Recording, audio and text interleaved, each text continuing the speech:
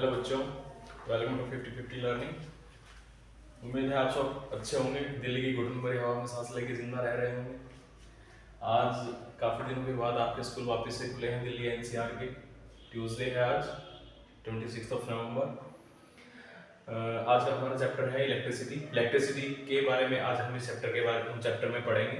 Electricity में आपको क्या क्या टॉपिक क्लियर करने हैं, क्या क्या टॉपिक पढ़ने हैं। वो सबसे पहले आपकी डेफिनेशन पढ़ेंगे इलेक्ट्रिसिटी की। इलेक्ट्रिकल चार्जेस क्या होते हैं, फॉर्मूला, एमीटर क्या है, वोल्टमीटर क्या है, पोटेंशियल डिफरेंस क्या है, सिंबल क्या क्या यूज होते हैं इलेक्ट्रिकल डिवाइसेस को रिप्रेजेंट करने के लिए। उसमें रियोस्टेट एक इंपॉर्टेंट सिंबल है। रियोस्टेट क्या चीज होती है, रेजिस्टेंस क्या है, रेजिस्टिविटी क्या है, क्या क्या फैक्टर्स अफेक्ट करते हैं रेजिस्टेंस और रेजिस्टिविटी को, क्या क्या प्रॉपर्टीज है रेजिस्टेंस और रेजिस्टिविटी की।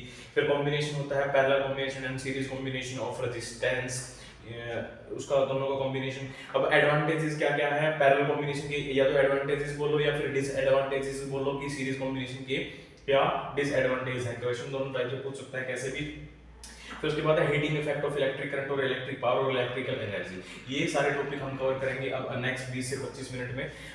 आप लोगों से रिक्वेस्ट है कि आप अगर कुछ भी सीख रहे हैं इस चैनल से, इस लर्निंग चैनल से, आप 50-50 लर्निंग जिसका नाम है, इससे आप कुछ भी सीख रहे हैं तो इसके एज ए रिवार्ड या फिर बोल दो या फिर इसका फी, जैसे अगर फी भी पे करोगे, आप कहीं पे सीख रहे हो तो गुरु दक्षिणा बोल सकते हो। इस गुरु दक्षिणा में आपको क्या करना है, चैनल को सब्सक्राइब करना है। सबसे पहले सब्सक्राइब करने के बाद कम से कम 5 बच्चों के साथ जो पढ़ने वाले हैं, बिना पढ़ने वालों की हमें कोई जरूरत नहीं है। जो बच्चे पढ़ने वाले हैं, आपको लगता है जैसे बच्चे बोलते हैं कि दूसरे बच्चों को कि तो मेरा बेटा है, तो अपने बेटे के साथ, जिसको आप अपना बेटा मानते हो, दोस्त बेटा मानते हैं आपस में, हमारे भी ऐसे चलता है, तो जिसको आप अपना बेटा मानते हो उसके साथ शेयर करो इसको 5 लोगों के साथ। ये इसकी फीस है। तो अब हम स्टार्ट करते हैं अपनी इलेक्ट्रिसिटी की डेफिनेशन से। इलेक्ट्रिसिटी क्या चीज है, बिजली, सबको पता है बिजली है इलेक्ट्रिसिटी, पर इसकी डेफिनेशन क्या है किसकी लैंग्वेज में, फिजिक्स की लैंग्वेज में। इलेक्ट्रिसिटी क्या है, rate of flow of charge, आवेश के बहने की दर, rate of flow of charge is called electricity. उसको इलेक्ट्रिसिटी बोलते हैं, is called electricity. Electricity is represented bye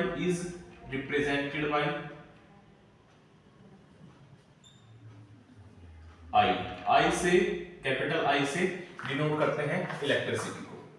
अब इसमें एक टर्म आई है चार्ज। चार्ज क्या है, किसी भी पार्टिकल की फंडामेंटल प्रॉपर्टी है। चार्ज क्या है, fundamental property of any particle, fundamental property of any particle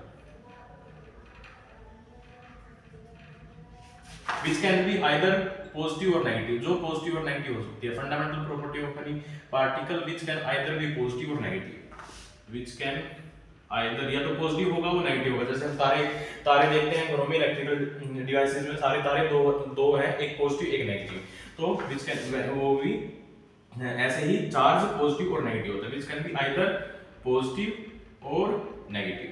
आपको पॉजिटिव पूरा लिखना, नेगेटिव पूरा लिखना, वीडियो को शॉर्ट करने के लिए ऐसे लिख रहा हूं।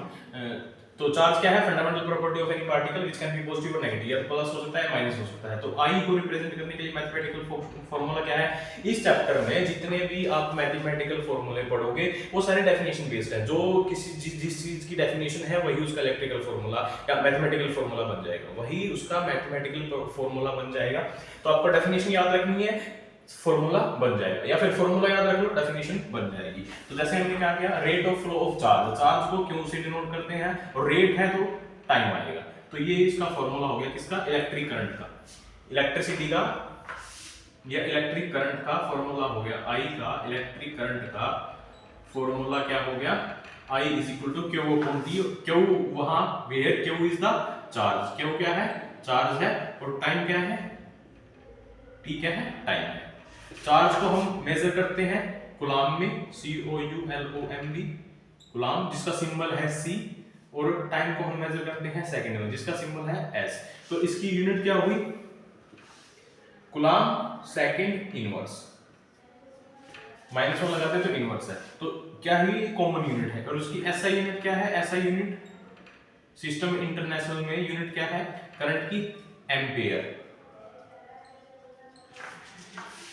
और इसको मापते कैसे हैं, मेजर्ड बाय एमीटर। एमीटर से मापा जाता है करंट को, किससे मतलब मापा जाता है, एमीटर से। AMMETER, ammeter is a device which is used to measure electric current.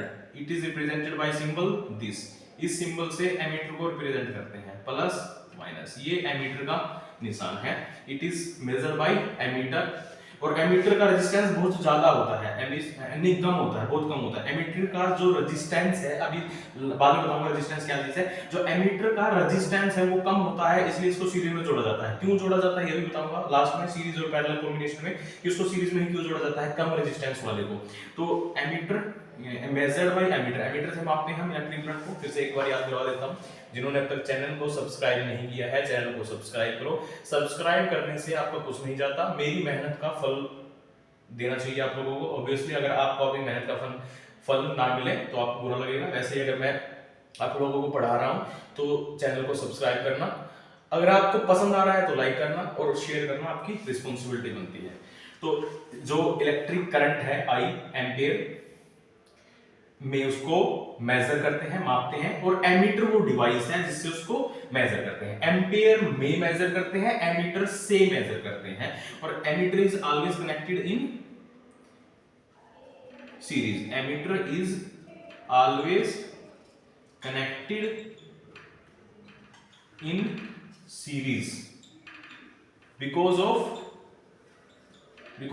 Low resistance. इसका रेजिस्टेंस कम होता है, इसलिए इसको सीरीज में जोड़ा जाता है। ये हमारा इलेक्ट्रिकल चार्ज के बारे में, इलेक्ट्रिक करंट के बारे में टॉपिक है पूरा, इतना ही सिर्फ। नेक्स्ट टॉपिक है जो हमारा, हमने क्या पढ़ लिया इसमें, इलेक्ट्रिक चार्ज के बारे में पढ़ लिया, पॉजिटिव नेगेटिव होता है, फार्मूला पढ़ लिया, डेफिनेशन पढ़ ली इलेक्ट्रिसिटी की, एमीटर के बारे में पढ़ लिया। अब नेक्स्ट पॉइंट है पोटेंशियल डिफरेंस। पोटेंशियल डिफरेंस क्या चीज होती है, पोटेंशियल डिफरेंस क्या चीज होती है।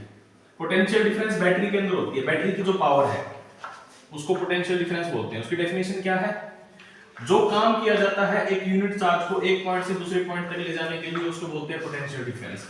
Work done, potential difference V से डिनोट करते हैं इसको, पोटेंशियल डिफरेंस किसे डिनोट करते हैं, कैपिटल V से। क्या चीज होती है, work done in carrying, carrying मतलब ले जाना, इन कैरिंग पॉइंट चार्ज या पॉइंट की जगह यूनिट चार्ज भी लिख सकते हैं, unit charge from one point two another. एक पॉइंट से दूसरे पॉइंट पर ले जाने के लिए जितना काम किया जाता है उसको पोटेंशियल डिफरेंस बोलते हैं। पोटेंशियल डिफरेंस किसके अंदर होता है, सबसे छोटा सेल के अंदर, उसके बाद बैटरी के अंदर, जो उसकी पावर है कि कितना काम कर सकता है वो। तो इसको रिप्रेजेंट करते हैं V से। अभी बताया मैंने इसमें क्या रखना है, या तो फॉर्मूला याद रख लो या डेफिनेशन याद रख लो। अब डेफिनेशन क्या बोल रहा है, work done V is equal to W work done divide by charge को ले जाने के लिए तो क्या होगा, ये इसका क्या होगा, फॉर्मूला हो गया। ठीक है, रिप्रेजेंट नहीं, इसकी यूनिट कैसे निकालेंगे, जो वर्क डन है वो क्या है, जूल में मापते हैं, और चार्ज को किस में मापते हैं, कूलाम में मापते हैं। तो इसकी यूनिट क्या हुई, जूल कूलाम इनवर्स। ठीक है, ये इसकी यूनिट हुई। ये क्या है, कॉमन यूनिट है। कमर्शियल यूनिट क्या है, मतलब एसआई यूनिट क्या है इसकी, SI unit of potential difference, SI unit is volt, VOLT volt, जिसको रिप्रेजेंट करते हैं V से। ठीक है, और किससे मापते हैं, measured by a device, measured voltmeter से मापते हैं, measured by a device called, क्या बोलते हैं इसको, वोल्टमीटर बोलते हैं, वोल्टमीटर। पोटेंशियल डिफरेंस मापते हैं वोल्टमीटर से, और इलेक्ट्रिक करंट मापते हैं एमीटर से। और वोल्टमीटर का निशान क्या है, ये है, V लगा दो, बीच में गोला लगा दो और प्लस माइनस, ये वोल्टमीटर है। वोल्टमीटर को हमेशा किसमें जोड़ा जाता है, पैरेलल कॉम्बिनेशन में जोड़ा जाता है। पैरेलल कॉम्बिनेशन क्यों जोड़ा जाता है, क्योंकि इसका रेजिस्टेंस हाई होता है। Parallel combination because of high resistance, because of high. Option type question में पूछ सकता है कि वोल्टमीटर को पैरेलल में जोड़ेंगे, सीरीज में जोड़ेंगे, कैसे जोड़ेंगे, तो किस में जोड़ेंगे, पैरेलल में जोड़ेंगे। क्यों जोड़ेंगे, क्योंकि इसका रेजिस्टेंस हाई है। ये भी ऑप्शन टाइप क्वेश्चन में पूछ सकता है, इसका रेजिस्टेंस हाई है, लो है, तो याद रखना है आप लोगों को। जितनी मैं बातें बता रहा हूँ सिर्फ पॉइंट टू पॉइंट काम की बातें हैं, बकवास एक भी नहीं है। बकवास करनी है तो दूसरे चैनल पे जा सकते हो आप देखने के लिए, बकवास देखनी है तो आप लोगों को। तो पॉइंट की बातें हम बात करेंगे सिर्फ। नेक्स्ट जो ये है पोटेंशियल डिफरेंस के बारे में सारी बातें। पोटेंशियल डिफरेंस के बाद नेक्स्ट टर्म है जो हमारी वो है वोल्टमीटर। हो गया वोल्टमीटर, ठीक है, उसको मापने के लिए डिवाइस है जो इसमें जोड़ी जाती है, पैरेलल में जोड़ी जाती है। नेक्स्ट पॉइंट है हमारा सिंबल्स। इलेक्ट्रिकल डिवाइसेस के सिंबल फटाफट बता देता हूं। ये सिंबल सबको पता है, किसका सिंबल है? वेरी गुड, ये सिंबल है सेल का। तो सेल, बहुत सारे सेल जब आपस में कनेक्ट करते जाते हैं, प्लस बड़ा वाला हिस्सा होता है प्लस, छोटे वाला हिस्सा होता है minus, plus minus plus minus, दो या उससे ज्यादा, कम से कम दो होनी चाहिए। जब सेल आपस में जुड़े होंगे तो क्या बन जाएगी? बैटरी बन जाएगी। वेरी गुड, बैटरी बन जाएगी, वही सबको पता है बैटरी। बैटरी के बाद ये ऐसे करके, ये तो क्या है? ओपन की। जब बटन बंद होता है, ओपन की। इसका दूसरा निशान ऐसे भी निकाल लगा सकते हैं, ऐसे करके ऊपर उठा दो, ये दोनों कनेक्ट नहीं है तो ये ओपन की है। दूसरा, जब बटन बंद है, नहीं बटन चालू है, मतलब क्लोज की। क्लोज की, इस टाइम पे बटन चालू है, जब बटन दबा हो, इलेक्ट्रिकल डिवाइसेस को भी चल रही है, तो क्या हो? क्लोज की है। प्लस माइनस जरूर लगेगा, प्लस माइनस। क्लोज की, क्लोज की में क्या होता है? इसको ऐसे इस वे से रिप्रेजेंट करना है तो ऐसे रिप्रेजेंट कर सकते हैं। ये जुड़ गई आपस में, तो ये क्या हो गई? क्लोज की हो गई। ठीक है, फिर उसके बाद इलेक्ट्रिकल बल्ब। बल्ब का निशान ये है, बीच में दिल बना लो, ये बन गया बल्ब। प्लस माइनस वो लगेगा, ये लगेगा बल्ब। उसके बाद वोल्टमीटर, एमीटर हम पढ़ चुके हैं, दोबारा नहीं बनाऊंगा। उसके बाद क्या है हमारे पास? है ये ऐसे काटे काटे काटे काटे मार दो, तो ये क्या है? आर। आर क्या होता है? Plus minus resistance. अभी पढ़ेंगे रेजिस्टेंस के बारे में, भी याद रख लो सिर्फ रेजिस्टेंस। और ये काटे काटे काटे काटे मारने के बाद एक तीर का निशान और लगा दो उसके साथ, तो ये क्या हुआ? रियोस्टेट। रियोस्टेट के बारे में मैं अभी बताऊंगा, बाकी सब साफ करके। ये क्या है? ये है ज्वाइंट। तार के अंदर कोई ज्वाइंट है तो ऐसे रिप्रेजेंट करते हैं, ये क्या हुआ? ज्वाइंट। ये क्या है? ज्वाइंट है, तार के अंदर जोड़। तो ये क्या है? Overlapping, crossing. ये ऊपर से गई है इसके, तो ये क्या है? Wire crossing. वायर जब क्रॉस कर रही है तो बिना काटे एक दूसरे को, तो वायर क्रॉसिंग है। इलेक्ट्रिकल जो सर्किट है, सर्किट बनाने में अभी बताता हूँ सर्किट क्या चीज होती है। ये समझ में आ गया? सिंबल है, कोई भी पूछ सकता है, एक नंबर है इनमें से पीछे कोई भी सिंबल देके पूछ सकता है क्या है ये। ठीक है, ओके। नेक्स्ट पॉइंट है हमारा क्या? अब हम पढ़ेंगे रियोस्टेट के बारे में। रियोस्टेट, एक बार डाल देता हूँ थोड़ी सी, और फिर से एक बार आप लोगों से इम्पोर्टेंट बात है कि पढ़ना स्टार्ट कर दो। बोर्ड के एग्जाम आप लोगों की डेट शीट आ चुकी है, और दिल्ली गवर्नमेंट वालों के लिए प्री बोर्ड भी आ चुके हैं। ठीक है, तो नेक्स्ट हमारा क्या है?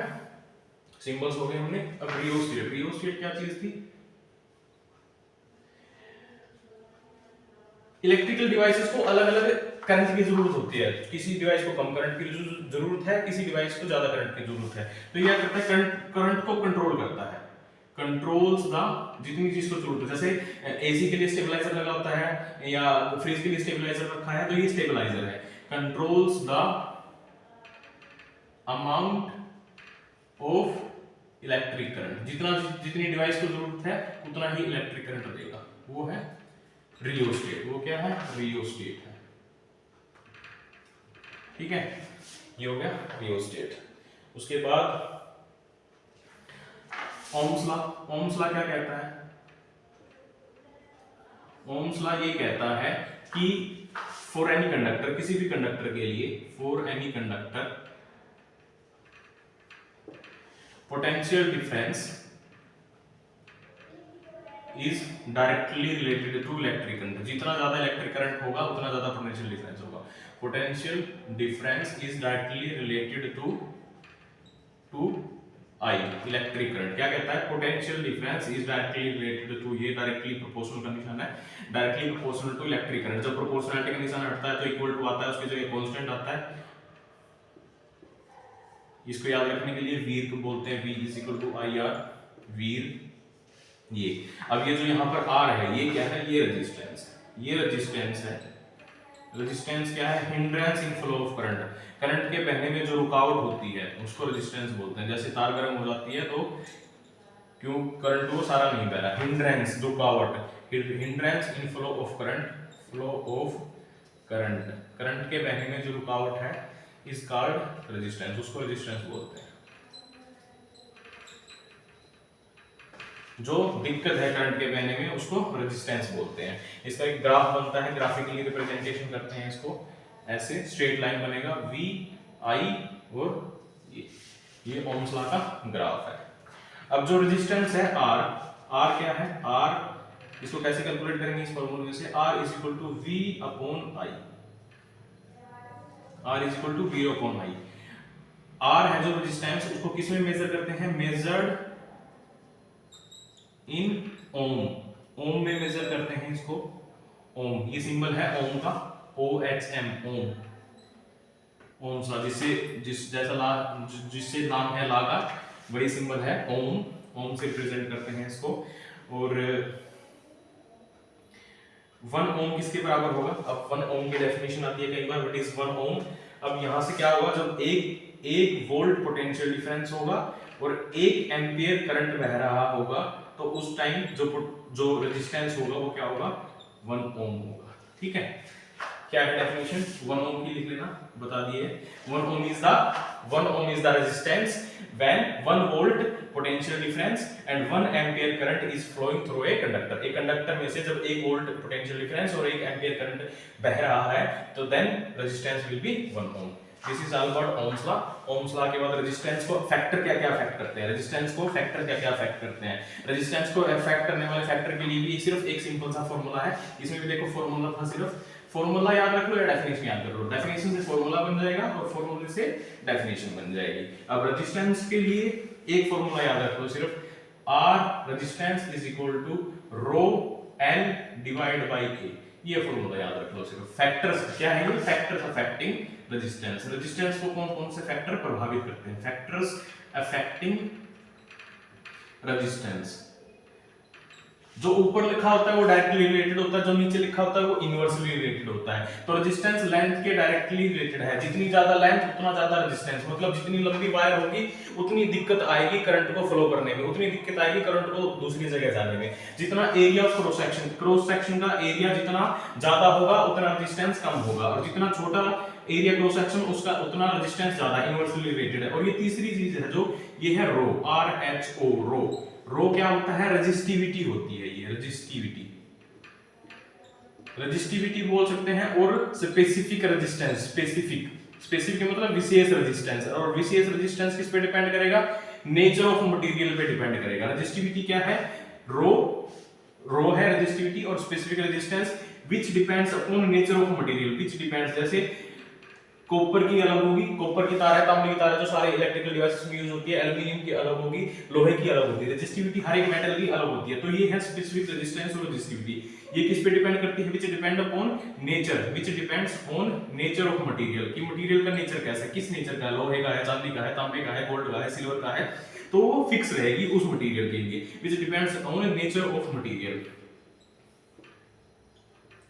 अब चौथा, एक और 3 चीजें बता दी मैंने जिन पे रेजिस्टेंस डिपेंड करता है, एक तो लेंथ, एक एरिया, एक स्पेसिफिक रेजिस्टेंस, एक चौथा है, चौथी चीज है temperature.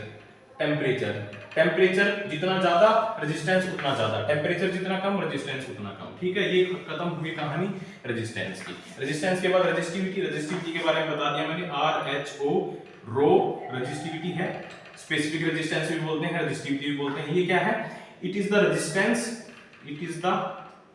Resistance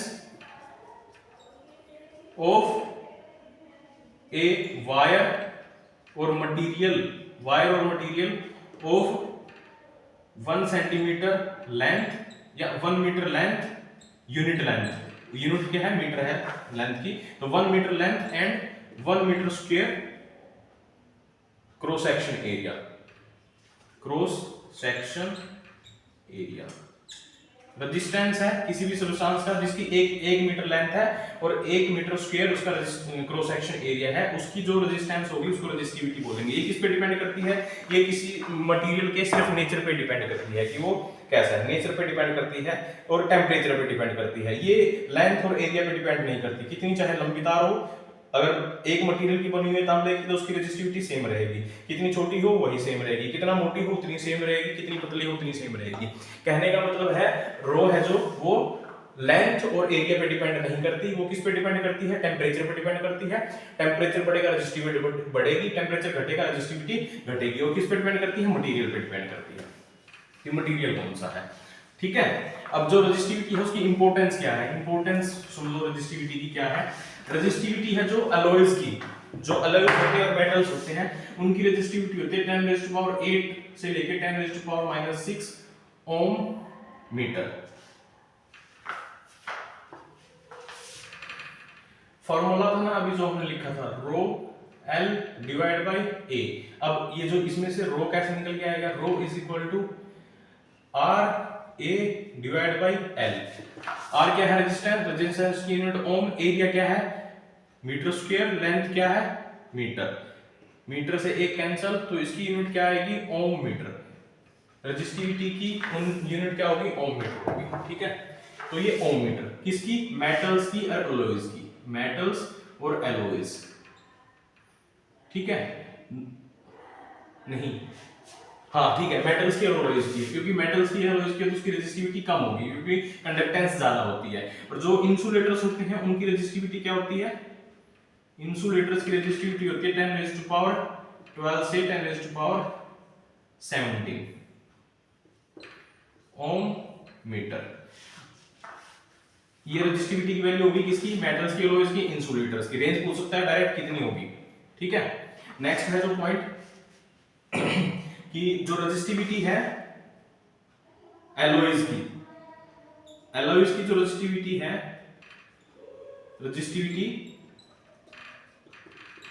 is more than pure metal, is more than pure metal. Pure metal से एलॉय की रेजिस्टिविटी ज्यादा होती है, इसलिए उनका यूज किया जाता है इलेक्ट्रिकल अप्लायंसेस बनाने में। जैसे टंगस्टन का यूज किया जाता है, टंगस्टन एक एलॉय है जिसका यूज किया जाता है फिलामेंट बनाने में क्योंकि उसकी रेजिस्टिविटी ज्यादा है। एल्यूमिनियम के कुछ ऑक्साइड्स का यूज किया जाता है इलेक्ट्रिकल डिवाइसेस बनाने में क्योंकि उनकी रेजिस्टिविटी ज्यादा है। अब बात सुनो, रेजिस्टिविटी ज्यादा क्या इफेक्ट है, रेजिस्टिविटी ज्यादा है तो मतलब वो ज्यादा हीट को कंट्रोल कर सकते, मतलब हीट को ज्यादा सहन कर सकते हैं, ज्यादा जल्दी से जल्दी उनमें आग नहीं लगेगी, हीट को ज्यादा सहन कर सकते हैं। अगर रेजिस्टिविटी कम है तो थोड़ी सी हीट एब्जॉर्ब होती है, रेजिस्टिविटी कम है तो मतलब करंट वहां रुकेगा, करंट रुकेगा तो हीट करेगा, हीट करेगा तो वो जल जाएगी। अगर रेजिस्टिविटी कम है, रेजिस्टिविटी ज्यादा है तो वो नहीं जलेगी। इसलिए एल्यूमिनियम के कुछ ऑक्साइड्स का यूज किया जाता है इलेक्ट्रिकल डिवाइसेस बनाने में, टंगस्टन का यूज किया जाता है फिलामेंट बनाने में। क्यों, क्योंकि उनकी रेजिस्टिविटी ज्यादा है। ठीक है, तो ये खत्म हुआ रेजिस्टिविटी का काम। रेजिस्टिविटी के बाद क्या है, सीरीज और पैरेलल कॉम्बिनेशन। सीरीज और पैरेलल कॉम्बिनेशन में क्या है, रेजिस्टेंस को जोड़ना है, एक बार सीरीज में जोड़ना है, एक बार पैरेलल में जोड़ना है। उससे पहले बता देता हूं इलेक्ट्रिकल सर्किट क्या होता है। इलेक्ट्रिकल सर्किट क्या है, close and continuous path of electric current. Electrical circuit, circuit जो चीज होती है क्लोज एंड कंटीन्यूअस, बंद है और लगातार है, continuous path of electric current, current का बंद और लगातार पाथ। उसमें क्या आएगा, एक बैटरी आएगी, प्लस माइनस प्लस माइनस। ये एक बैटरी लगा दी मैंने, एक मैंने एमीटर लगा दिया। एमीटर किस में लगेगा, सीरीज में लगेगा भाई, ठीक है। एक मैंने एमीटर लगा दिया, उसके बाद ये रेजिस्टेंस लगा दिया, पहला रेजिस्टेंस, दूसरा रेजिस्टेंस और तीसरा रेजिस्टेंस। मैंने 3 रेजिस्टेंस लगा दिए इसके अंदर और इसको यहां से कट और मैंने एक यहाँ पे वोल्ट मीटर लगा दिया। वोल्ट मीटर कैसे लगा, सीरीज में लगा। ठीक है, और ये मैंने कर दिया एक की लगा के इसको खत्म। तो ये क्या हुआ, इलेक्ट्रिकल सर्किट हुआ। इसमें ये पहला रेजिस्टेंस है, ये दूसरा रेजिस्टेंस है, ये तीसरा रेजिस्टेंस है, ये वोल्ट मीटर है, ये एमीटर है, प्लस प्लस प्लस माइनस। ठीक है, ये अब क्या है समझने की चीज, इलेक्ट्रिकल सर्किट हो गया close and continuous path. Electrical circuit में जो रेजिस्टेंस मैंने लगाए हैं, रेजिस्टेंस ये क्या है, पैरेलल सीरीज कॉम्बिनेशन में है। जब क्या है सीरीज कॉम्बिनेशन में, जब तुम एक एंड से अपना स्टार्ट करो पेन चलाना और अगर तुम्हें कहीं भी कट ना मारना पड़े, रुकना ना पड़े, सीधी कंटिन्यूअस है तो वो क्या है, सीरीज कॉम्बिनेशन है। एंड टू एंड जुड़े हुए हैं रेजिस्टेंस तो सीरीज कॉम्बिनेशन है। सीरीज कॉम्बिनेशन में क्या है, current to every resistance is same. I है जो करंट टू एवरी रेजिस्टेंस, सारे के सारे जितने रेजिस्टेंस लगे हुए हैं सब में सेम करंट जाएगा। एवरी रेजिस्टेंस इज सेम, सारे में सेम करंट जाएगा, but potential difference is different. V है जो वो सब में अलग होगा, पोटेंशियल डिफरेंस सब में अलग होगा, बट V इज डिफरेंट। और कैसे निकालेंगे V को? V का हमें पता है V is equal to I R, इस फॉर्मूला से निकालेंगे। I सब में सेम है, R पहले का R1, दूसरे का R2, तीसरे का R3, तीनों को निकाल लेंगे जोड़ के, क्यूमुलेटिव आ जाएगा, इकट्ठा आ जाएगा। ठीक है, ये तो हुआ सीरीज कॉम्बिनेशन की बात। और तो इसमें क्या है, रिजल्टेंट जो रेजिस्टेंस निकलेगा सीरीज कॉम्बिनेशन का वो क्या होगा, सबका सम होगा, R1 plus R2 plus R3। ठीक है, इसको प्रूव करना आ सकता है। कैसे प्रूव कर सकते हैं? पहले वाले को V1 निकालेंगे जब, तो IR1, दूसरे का V2 IR2, क्योंकि करंट सबका सेम है, तीसरे का V3 IR3। टोटल V किसके बराबर होगा? V1 plus V2 plus V3। ठीक है, टोटल V लिख देता हूं मैं, तो किसके बराबर होगा? V1 plus V2 plus V3। V1 क्या है? V टोटल V किसके बराबर होगा? IR के बराबर। V1 क्या है? IR1 plus IR2 plus IR3। इसमें से क्या करेंगे? I कॉमन ले लेंगे, R1 plus R2 plus R3, I से I कैंसिल, तो टोटल R है जो R1 plus R2 plus R3। ये इसका प्रूफ है। समझ में आया आप लोगों को? अच्छी बात है। आ गया तो, नहीं आया तो एक बार और देखो, पक्का आ जाएगा। मेरी जितनी भी वीडियोस हैं अभी और आएंगी सारी, एक इसका कार्बन एंड इट्स कंपाउंड्स की मैंने बना रखी है 10th क्लास की, वो देख लेना पीछे। इलेक्ट्रिसिटी की ये है। अगर एक वीडियो को आप लोग 2 बार देखेंगे तो उसको बाद उस चैप्टर को पेपर तक पढ़ने की जरूरत नहीं है, ये गारंटी है। कब देखो? एक बार सुबह देखो, साथ में नोट करो, फिर उसके बाद सारा दिन उसको रिवाइज करो, और एक बार शाम को देखो, बस काम खत्म, चैप्टर आपका पक्का हो जाएगा। तो ये क्या था? Series combination. दूसरा क्या है? Parallel combination.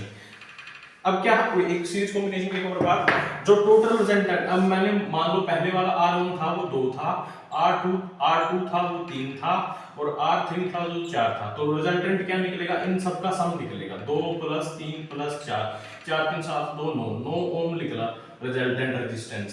तो इसका क्या है सीरीज कॉम्बिनेशन का? द रिजल्टेंट रेजिस्टेंस है will be more than the highest value of individual resistance. जो इंडिविजुअल रेजिस्टेंस की सबसे हाई वैल्यू है 4 ओम है, उससे भी ज्यादा होगा सीरीज कॉम्बिनेशन में। ठीक है, और इसलिए जो छोटे रेजिस्टेंस होते हैं ना उनको सीरीज में जोड़ सकते हैं। जैसे हमने उसकी बात करी थी एमीटर की, उसको सीरीज में जोड़ सकते हैं, क्यों? उसका रेजिस्टेंस कम है। अब दूसरी बात है पैरेलल कॉम्बिनेशन की। पैरेलल में क्या होगा?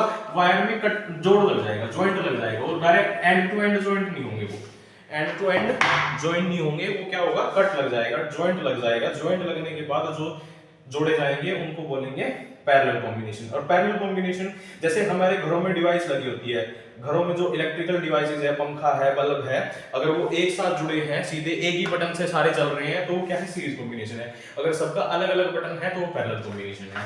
तो वही, अगर अब की बार ये पहला रेजिस्टेंस जोड़ दिया, ये दूसरा रेजिस्टेंस जोड़ दिया,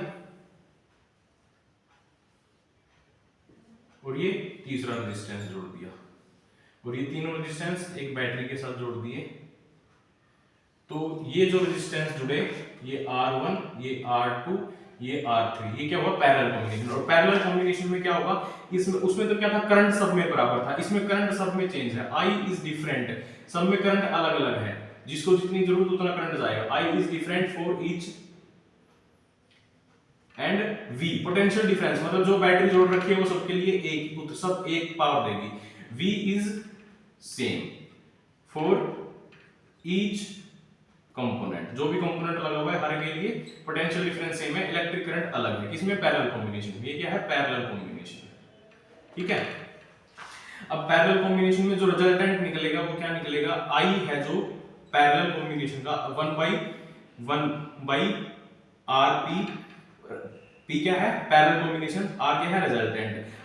इनका क्या होगा? रेसिप्रोकल होगा, सबका रेसिप्रोकल सम होगा, R1 plus R2 plus R3।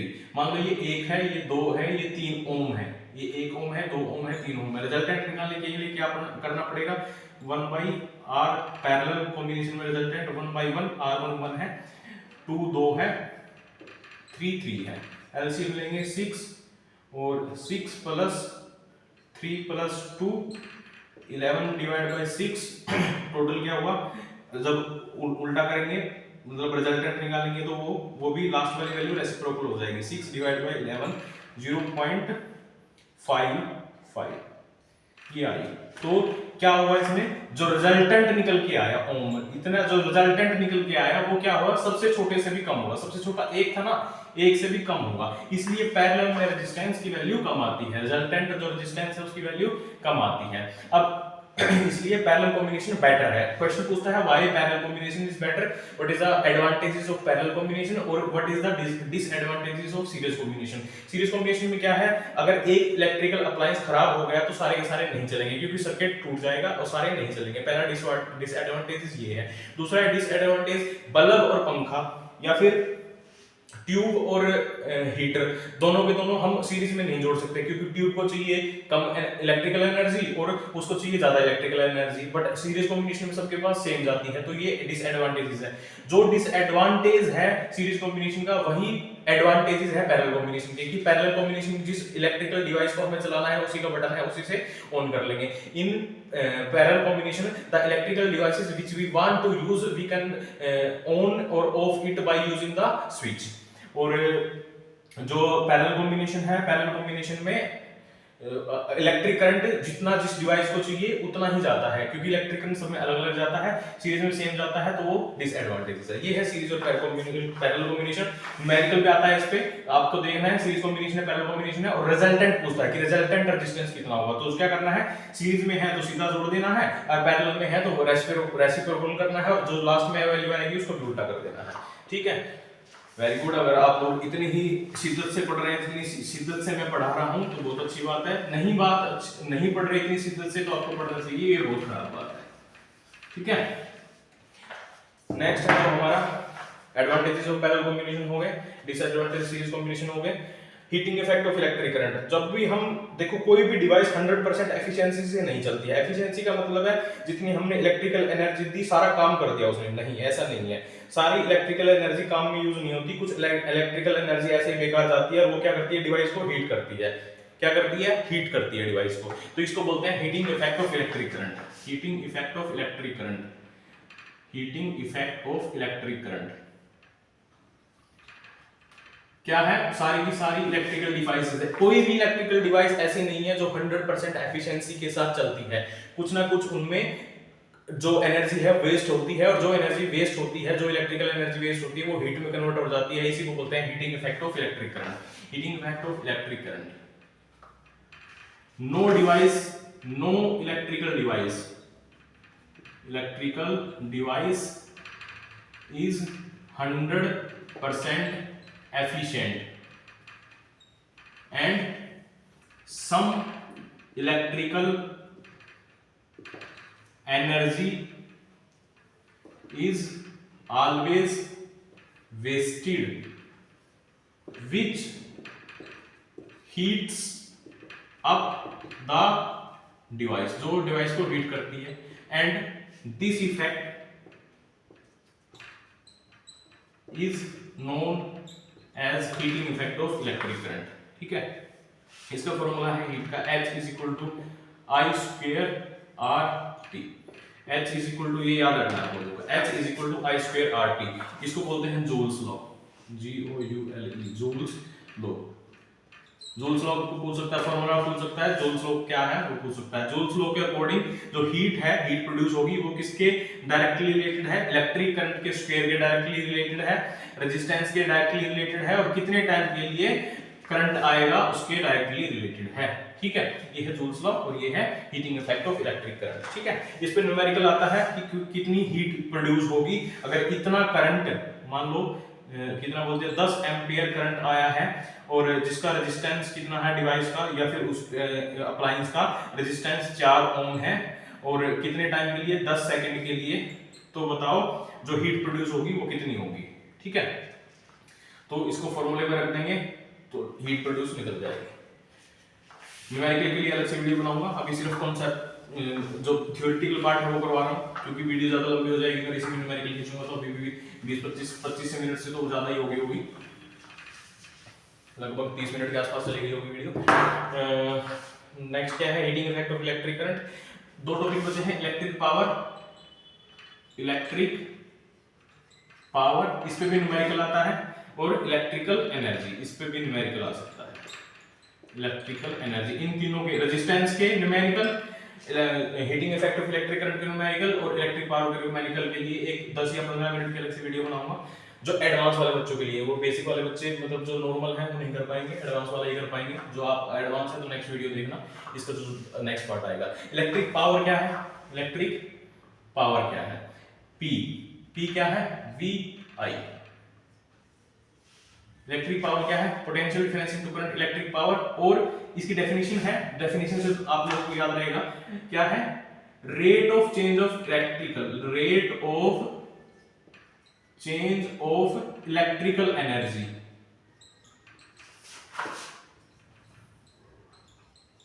Dissipated और कंज्यूम्ड, कितनी लगी है या कंज्यूम हुई है, प्रोड्यूस हुई है या कंज्यूम हुई है इन एन इलेक्ट्रिकल सर्किट। एक इलेक्ट्रिकल सर्किट के अंदर rate of change of electrical energy, electrical energy मतलब E, P is equal to rate of change of electrical energy, और चेंज आएगा तो टाइम, तो P is equal to E divide by T। जो electrical energy है उसकी SI unit क्या है? वाट है, WATT, वाट, जिसको कैपिटल W से शो करते हैं, वाट। ठीक है ना। जो लास्ट है वो है इलेक्ट्रिकल एनर्जी, ये इसमें से ही जैसे इलेक्ट्रिकल एनर्जी क्या है? E is equal to P into T, इस फॉर्मूले से electrical energy is equal to E is equal to P into T, मतलब पावर कितने टाइम के लिए आई है वो है इलेक्ट्रिकल एनर्जी। अब इलेक्ट्रिकल एनर्जी की यूनिट क्या हुई? इलेक्ट्रिकल एनर्जी की यूनिट क्या हुई? पावर की यूनिट वाट, टाइम की यूनिट सेकंड, तो वोट सेकंड इसकी यूनिट हुई। क्या? कॉमन वाली यूनिट। जो इसकी कमर्शियल यूनिट है, घरों में जो हमारे बिजली आती है उसको कमर्शियल यूनिट बोलते हैं। कमर्शियल यूनिट है जो इलेक्ट्रिकल एनर्जी की, वो है किलोवाट आवर। किलोवाट आवर, कितने किलोवाट एनर्जी प्रति घंटा आ रही है? Kilowatt hour. और जो किलोवाट आवर, ठीक है, अब जो 1 किलोवाट आवर है, 1 किलोवाट आवर है वो 3.6 इंटू 10⁻⁶ जूल के बराबर है। और ये याद रखना, 1 किलोवाट आवर 3.6 इंटू 10⁻⁶ जूल के बराबर है, और 1 वाट सेकंड है जो वो 1 जूल के बराबर है। 1 watt second is equal to 1 joule. इसमें से भी डायरेक्ट क्वेश्चन आता है, तो इसकी याद रखना है फॉर्मूला कि क्या कैसे आता है क्वेश्चन। ऐसे आता है कि कोई इलेक्ट्रिकल डिवाइसेस है, मान लो एक फैन है जिसका रेजिस्टेंस कुछ दे रखा है और जिसकी पावर दे रखी है, पावर दे रखी है कि इसकी 80 वोल्ट है इलेक्ट्रिक पावर। फैन की एक आयरन है जिसकी इलेक्ट्रिकल पावर कितनी है, फैन से तो ज्यादा ही होगी, 120 वोल्ट। तो ये कितने 10-10 घंटे के लिए चल रही है, तो बताओ एक महीने में कितना बिल आएगा। तो कैसे निकालेंगे? वाट आवर में चेंज करेंगे इसको, कितने 10-10 घंटे के लिए, तो वाट दे रखी है इनटू टाइम करेंगे 10 आवर, तो वाट आवर आ गया। वाट आवर को डिवाइड बाय 1000 से करेंगे तो किलोवाट आवर आ गया। किलोवाट आवर आने के बाद ये क्या हुई? 1 यूनिट हुई। 1 यूनिट की वैल्यू जो हमारे घरों में बिजली आती है 1 यूनिट, वो 1 किलोवाट आवर का मतलब है 1 यूनिट। तो किलोवाट आवर निकल गई इससे। अब कितने दिन में पूछ रहा है, एक दिन में इतना है तो कितने दिन में कितना होगा, तो इसके बेस में न्यूमेरिकल मैं बताऊंगा नेक्स्ट वीडियो में। तो ये इलेक्ट्रिकल एनर्जी तक यहाँ तक खत्म है। और एक हॉर्स पावर डायरेक्ट पूछ सकता है, एक हॉर्स पावर किसके बराबर है? 746 वोल्ट्स के बराबर है। ओके, तो ये आप लोगों को चैप्टर फिनिश। इसमें से आप जो पढ़ रखा है इसमें से 10 नंबर आपके कहीं नहीं गए, 10 मार्क्स का। अगर जो ये 2 बार मैंने बोला आप लोगों को वीडियो, एक बार सुबह देखो एक बार शाम देखो, एक दिन में सिर्फ पेपर तो दोबारा पढ़ने की जरूरत नहीं पड़ेगी। ठीक है, रिवीजन के लिए अगले वीडियो भी डालूंगा दूसरे चैप्टर्स की, इसकी नहीं, इसकी तो सिर्फ अब क्या डालूंगा इलेक्ट्रिसिटी चैप्टर की जो न्यूमेरिकल्स वाले वीडियो है। ठीक है, थैंक्स फॉर वॉचिंग, शेयर करो, लाइक करो, सब्सक्राइब करो, थैंक यू।